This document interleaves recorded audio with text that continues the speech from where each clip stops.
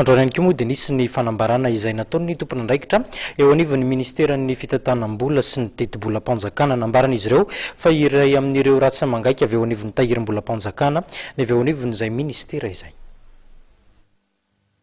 Tsy vitsy ny manandrara teo anivon'ny tahirim-bola-panjakana no verimaina androany. Nambaran'ny olona manandrara ao amin'ny biron tahirim-bola-panjakana teny Antaninarenina androany fa tampoka ho azy ireo ny fisian'ny fihetsiketsehana nataon'ny mpiasa eo anivon'ny tahirim-bola-panjakana. Saika anaty dossier de mandatement zany tena trésor androany fa no ty raha ty dia tsy afaka manatanteraka an'izay. Liako ny loha tsy dia misy be hoe manahoana fa zany hoe manaja les régularisations fotsiny zany perturbé les régularisations mandatement anay.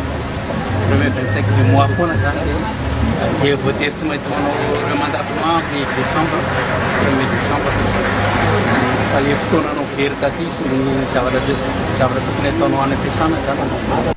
Tsy afaka nandray ny karamany ihany koa ireo mpiasam-panjakana mandray vola amin'ny alalan'ny compte caisse eto amin'ny tahirim-bola-panjakana androany. Ho an'ity tompon'andraikitra iray ity dia nodimaina fa tsy nahazo ny karama mpampianatra anjatony ao Atsimondrano ny tenany.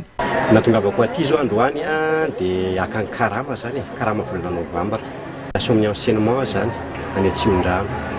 Mbola tsy naharay ny akamarony satria tamin'ny zoma riva teo zany vao tonga ny bonne de caisse alaina amin'ny Sisco dia any no alaina ny bonne de caisse dia aty no alaina ny karama.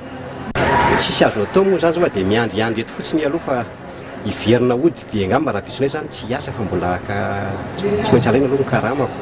Tsy napozina mihitsy ilay izy. Arak'izany dia nisy fiantraikany tamin'ny mpiasam-panjakana amin'ny fitokonana nataon'ny tahirim-bola-panjakana androany manerana ny nosy. Ny tahirim-bola-panjakana raha ny fanazavana nentin'ny solon-tena mpiasa dia hiverina indray ny asan'izy ireo raha mipitso.